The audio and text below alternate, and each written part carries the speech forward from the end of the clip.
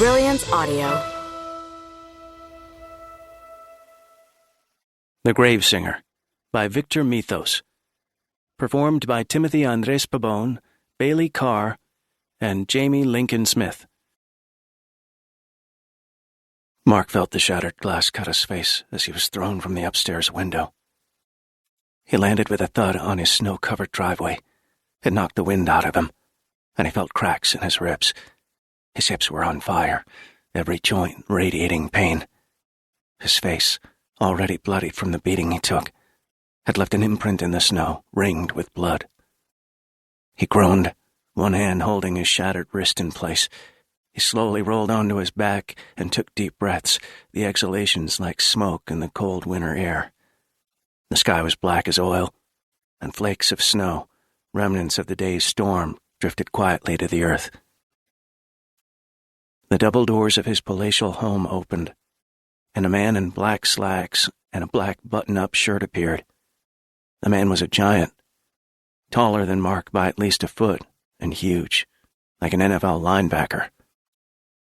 The man was bald with the beginnings of a beard, and brown skin the color of caramel, a mix of his Afghan father's and Cuban mother's heritage.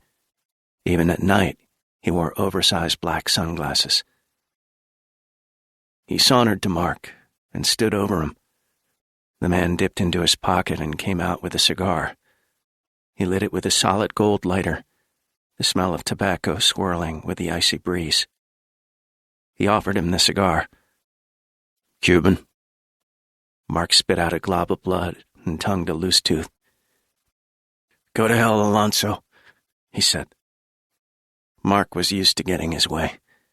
Wealth could do that, bring a sense of power.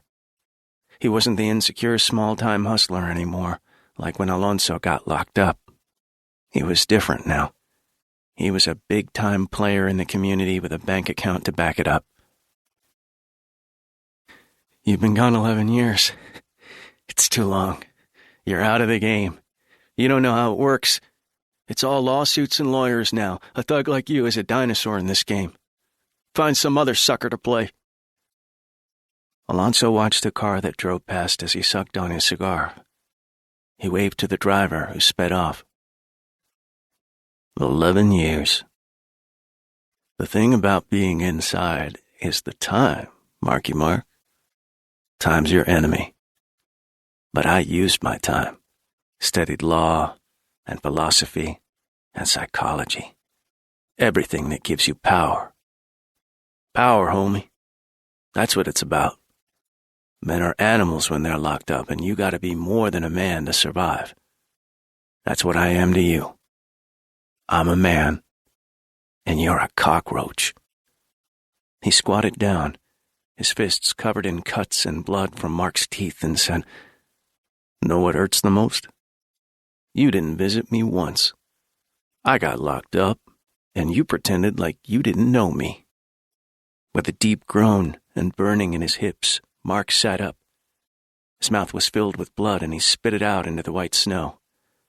"When you ever visit anybody in the can?" He chuckled. "Good point." He looked back at the home. "I lent you 100 G's in good faith.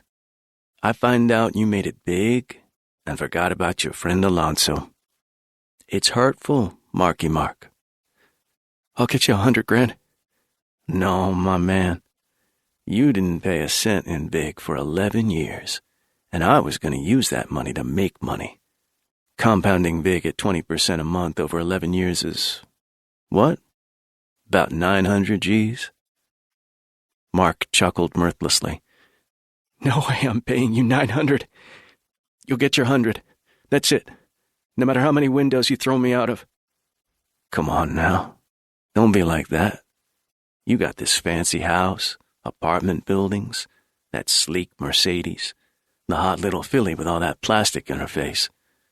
You done pretty good for yourself." He sucked for a second on the cigar. "More than a cockroach deserves making with my money." "Your money? I did this on my own." "Yeah, you got me the down payment on my first building, but everything else is because of me. I did this." Mark grimaced as he tried to stand.